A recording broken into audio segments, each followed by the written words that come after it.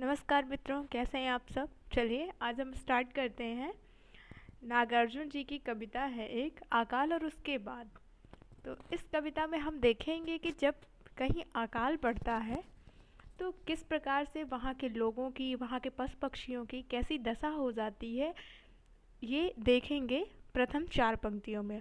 और अंतिम 4 पंक्तियों में हम देखेंगे कि अकाल के बाद जब भुखमरी की स्थिति आ जाती है उस समय थोड़ा सा भी अन्न का दाना किस प्रकार से खुशी देता है और पशु पक्षी कितने आनंदित हो जाते हैं मनुष्यों के साथ साथ। इस भावना को हम प्रस्तुत इन पंक्तियों के माध्यम से स्पष्ट रूप से देखेंगे। तो चलिए बिना टाइम वेस्ट किए हुए स्टार्ट करते हैं। उससे पहले अगर आपको वीडियो पसंद आए तो वीडियो को लाइक कीजिएगा, साथ ही में चैनल को सब्सक्राइब कर लीजिएगा और ज़्यादा से ज़्यादा लोगों में शेयर कर दीजिएगा।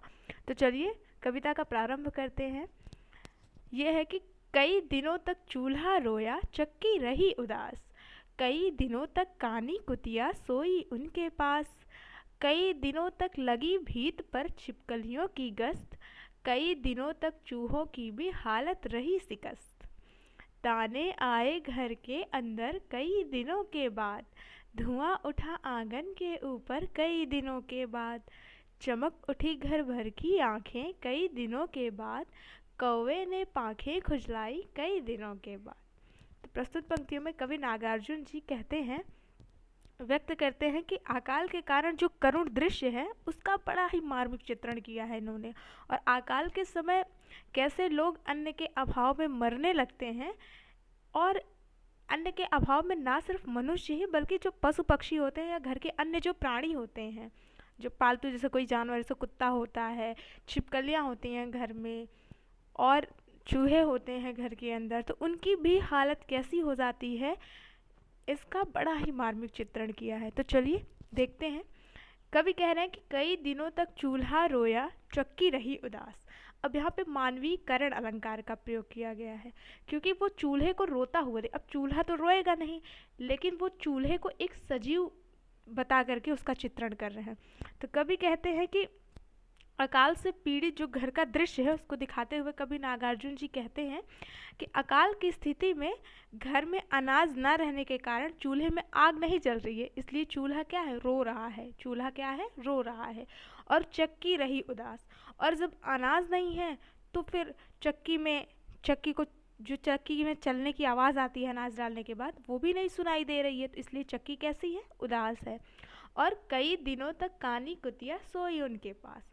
और कई दिनों तक जो कानी कुतिया है उनके यहाँ, वो भी अनाज ना मिल पाने के कारण, अन्न ना मिल पाने के कारण वो भी भूख से उन्हीं के पास कहाँ है, पड़ी हुई है। अब यहाँ पे काली कुतिया का मतलब है कि कवि जो है जानवरों के प्रति संवेदना का भाव रखते हैं। और क्या है कि कई दिनों तक लगी भीत पर छिपकलियों की गश्त। गश्त मतलब होता है जैसे दीवारों पे कीड़े मकोड़ों को ढूंढना होता है ना, गश्त मतलब नज़र लगाना, इधर उधर भागना। तो कई दिनों तक भीत मतलब दीवालों पर जो छिपकलियां हैं उन्होंने गश्त नहीं लगाया है, अर्थात कीड़े मकोड़ों की तलाश में उन्होंने चक्कर नहीं लगाया है। ठीक है, जो घर की दीवार पर छिपकलियां हैं वो भी अब कीड़े मकोड़ों की तलाश में इधर उधर चक्कर नहीं लगा रही हैं। और कई दिनों तक चूल्हे की भी हालत रही शिकस्त। और अकाल की स्थिति में घर में अनाज नहीं है, तो इसलिए क्या है कि घर में रहने वाले जो चूहे हैं, चूहों की भी हालत रही शिकस्त। तो घर में जो चूहे हैं जो कि अनाज खाकर ही उनका गुजारा होता था, अब घर में अनाज का एक दाना नहीं है, तो इसलिए क्या है, चूहों की भी हालत शिकस्त अर्थात खराब हो गई है। और इस प्रकार से कवि बताना चाहते हैं कि घर में रहने वाले सभी प्राणियों की जो अकाल पड़ने पे सभी प्राणियों को भूख सहना पड़ता है, अर्थात सभी प्राणियों की स्थिति कैसी हो जाती है, दयनीय हो जाती है। तो इस प्रकार से इन 4 लाइनों का अर्थ था। तो चलिए नेक्स्ट 4 लाइनों का देखते हैं। क्या है कि दाने आए घर के अंदर कई दिनों के बाद। अब देखिए कवि कितने आशावादी हैं। अभी 4 पंक्तियों में ये बता रहे थे कि जब अकाल पड़ता है तो कैसे घर के सदस्यों के साथ साथ जो घर में रहने वाले प्राणी होते हैं जैसे छिपकलियाँ, चूहे, कुतिया, ये सारे भी कितने परेशान हो जाते हैं, कितने दुखी हो जाते हैं, इनको भी घर वालों के साथ साथ भूख सहना पड़ता है। अब अगली 4 पंक्तियों में कवि ये बताना चाहते हैं, इस बात का चित्रण किया हुआ है उन्होंने कि अकाल के बाद की क्या स्थिति होती है जब घर में अनाज का दाना आता है। पहली बार तो तो कवि कह रहे हैं, ऊपर की 4 पंक्तियों में कवि ने जो है मानवीकरण अलंकार का प्रयोग तो किया ही है, साथ में छंद जो है वो मुक्तक छंद है, और रस कौन सा है, करुण रस का प्रयोग किया है। और इसमें कवि ने कैसी विचारधारा का प्रयोग किया है, जन्मवादी विचारधारा, ठीक है। और इसमें साथ साथ पुनरोक्ति प्रकाश अलंकार का भी कवि ने प्रयोग बड़ा ही अच्छे ढंग से किया है। और आगे देखते हैं, तो कवि इन पंक्तियों में बड़े ही मतलब घर में अकाल के बाद जब कहीं से अन्न के दानों का घर में आगमन होता है, तो घर में रहने वाले जो प्राणी हैं उनमें एक नवीर जीवन का संचार होता है, तो उसका वर्णन किया है इन्होंने। कवि कहते हैं कि जब भयंकर अकाल के बाद जब अकाल पीड़ित परिवार के घर में अनाज का दाना आता है और चूल्हे में आग जलती है, तो क्या होता है कि दाने आए घर के अंदर कई दिनों के बाद।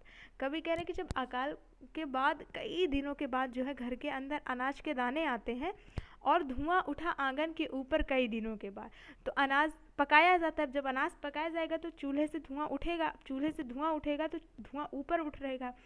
तो बहुत दिनों के बाद जब आंगन से ऊपर उठता हुआ धुआं दिखाई देता है, और धुएं को देख करके जो घर में रहने वाले सदस्यों के साथ साथ जो कुतिया है, छिपकलियाँ हैं, चूहे हैं, इन सभी की आंखों में क्या क्या हो जाता है, चमक उठी घर भर की आंखें कई दिनों के बाद।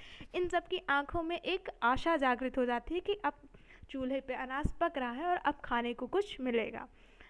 आगे क्या है कि कौवे ने पांखें खुजलाई कई दिनों के बाद, और धुएं को देखने मात्र से ही जब आंगन से ऊपर धुआं उठता है और ऊपर डाल पे कौवा बैठा होता है, जब कौवा जो है धुएं को ऊपर उठता हुआ देखता है, तो सिर्फ धुएं को देख कर ही कई दिनों के बाद जो अन्न की तलाश कर रहा था कौवा, वो भी एकदम प्रसन्नता से अपने पंख खुजलाने लगता है कि अब भोजन बन रहा है और अब जो बचेगा मुझे थोड़ा बहुत मिल जाएगा। तो इस प्रकार से कवि जो है पशु पक्षियों के प्रति अथाह संवेदना रखते हुए अकाल की स्थिति का और अकाल के बाद की स्थिति का अपनी पंक्तियों में बड़े ही सुंदर ढंग से प्रस्तुतिकरण करते हैं।